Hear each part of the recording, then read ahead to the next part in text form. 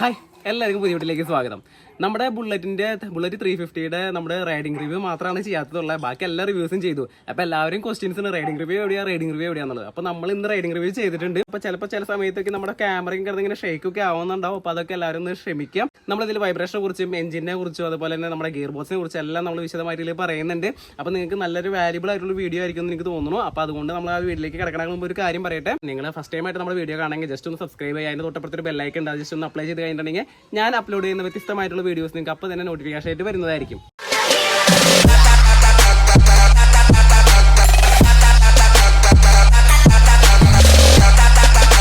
അപ്പോൾ അങ്ങനെ നമ്മൾ ഹെൽമെറ്റ് വെച്ചു, ഓണാക്കുന്നു.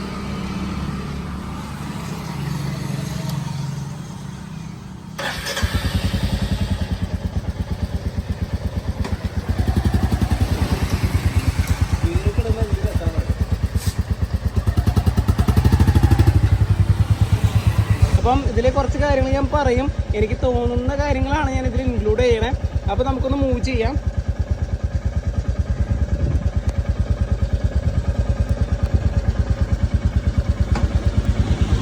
അപ്പോൾ നമ്മളങ്ങനെ ഫസ്റ്റ് ഗിയർ ഇട്ടുണ്ട്.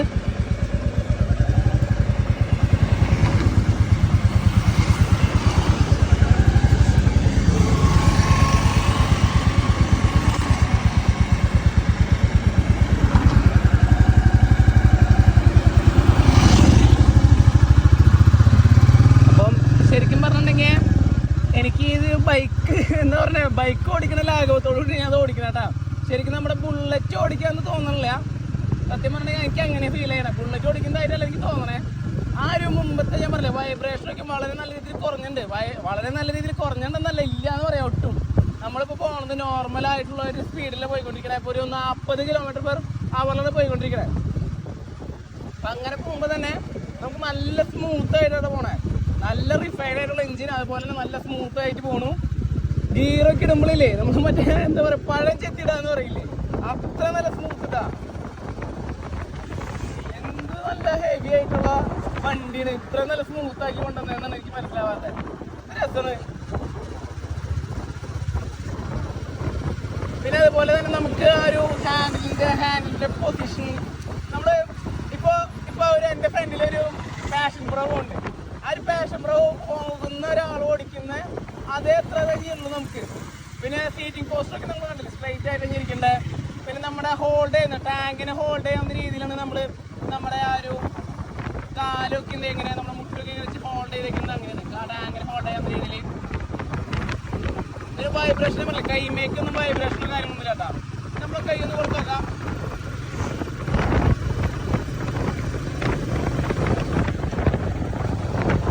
ഓരോ ഗിയറിലും വരുമ്പോഴും നമുക്ക് അറിയണം കൂടില്ല, വളരെ സ്മൂത്തായിട്ട് പോകണം.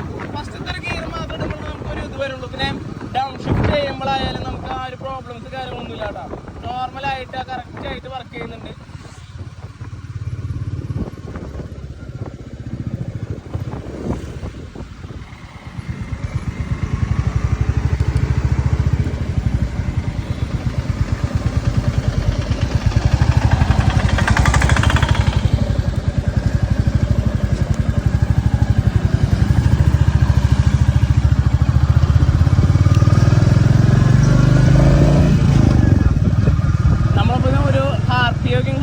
കൊടുക്കുവാണെങ്കിൽ കൂടെ നമുക്ക് ആ ഒരു സൗണ്ടിലുള്ള വ്യത്യാസം കാര്യങ്ങളൊന്നുമില്ല. പക്ഷെ എന്നിരുന്നാൽ കഴിഞ്ഞാൽ ഒരു ബീറ്റ് നമ്മൾ മുമ്പത്തെ സ്റ്റാൻഡേർഡിൻ്റെ ഒരു ബീറ്റും കുഴപ്പമില്ലാത്ത രീതിയിൽ നമുക്ക് കിട്ടുന്നുണ്ട് കേട്ടോ.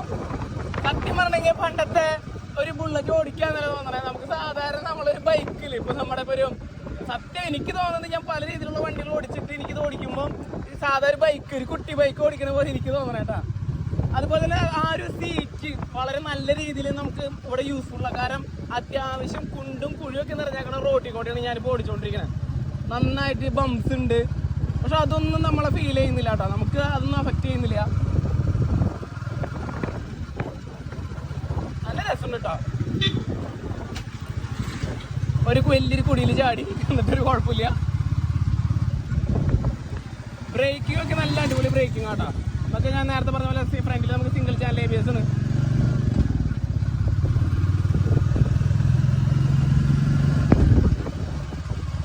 ഒരു രക്ഷയില്ലാത്ത ഞാൻ വെച്ചിട്ടുണ്ടെങ്കിൽ ഗിയർ സിസ്റ്റമാണ് എനിക്ക് ഏറ്റവും ഇഷ്ടമായ. കാരണം ഒരു രക്ഷയില്ല, നമ്മൾ ഗിയർ ഇടുന്നുണ്ട്. അതായത് നമ്മൾ അത്ര നമുക്കൊരു എന്താ പറയുക, ഒരു സ്റ്റിഫ്നെസ്സോ അല്ലെങ്കിൽ എന്താ പറയുക, ഒരു സ്ട്രെസ്സൊന്നും നമുക്ക് അനുഭവപ്പെടുന്നില്ല. വളരെ നല്ല ഒരു റിഫൈൻഡ് ആയിട്ടുള്ള ഒരു ഗിയർ ബോക്സ് അടക്കട്ടെ നമുക്ക് കിട്ടിയാണ്. വളരെ നല്ല രീതിയിൽ പക്കയായിട്ട് വീഴുന്നുണ്ട് ഗിയേഴ്സ്.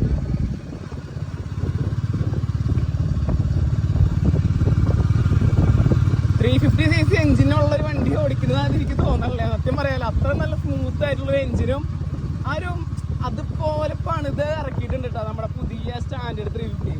നല്ല രസമുണ്ട്.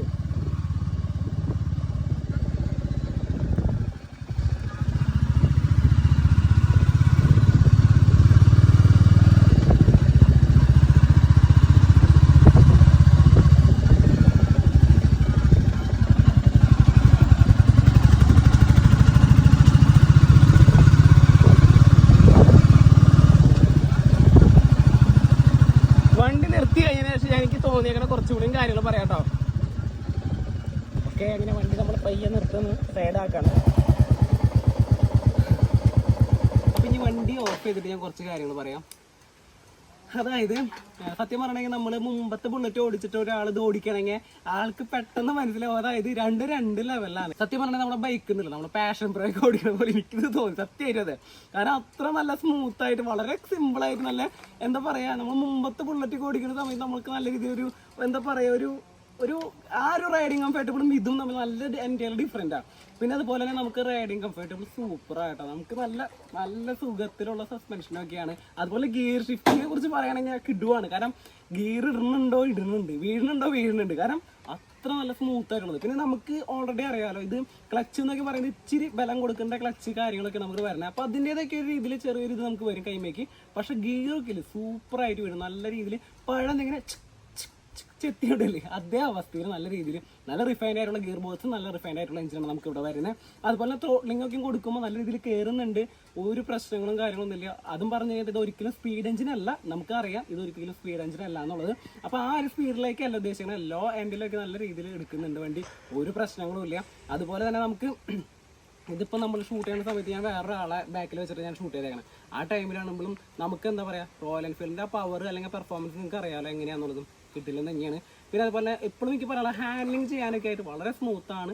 അതുപോലെ വൈബ്രേഷൻ ആയിട്ട് എടുത്ത് പറയേണ്ട ഒരു കാര്യമാണ്. വൈബ്രേഷൻ ഒന്നും ഒട്ടുമില്ല കേട്ടോ, ഒട്ടുമില്ല എന്ന് വെച്ചാൽ ഇല്ല. പിന്നെ നമ്മൾ നല്ല രീതിയിൽ ഒരു നല്ല ടോർക്ക്, ഈ പറഞ്ഞ പോലെ ടോർക്കല്ല നല്ല RPM പോവുകയാണെങ്കിൽ ചെറുതായിട്ട് കുട്ടി വൈബ്രേഷൻസ് ഇവിടുന്ന് ഈ ടാങ്കിൽ നിന്ന് വരുന്നുണ്ട്. അപ്പോൾ ഇത്രയും കാര്യങ്ങളാണ് നമ്മൾ ഈ വീഡിയോയിൽ ഉൾക്കൊള്ളിച്ചേക്കണം. അപ്പോൾ നിങ്ങൾക്ക് എല്ലാവർക്കും ഈ ഒരു വീഡിയോ ഉപകാരപ്രദമാണെന്ന് എനിക്ക് തോന്നുന്നു. നിങ്ങൾക്ക് വീഡിയോ ഇഷ്ടപ്പെട്ടിട്ടുണ്ടെങ്കിൽ ലൈക്ക് ചെയ്യുക. അതുപോലെ തന്നെ ബാക്കിയുള്ളവർക്ക് ഷെയർ ചെയ്ത് കൊടുക്കാനും മറക്കരുത്. നിങ്ങളുടെ സ്വന്തം ഡാർവിൻ സൈനിങ് ഓഫ്.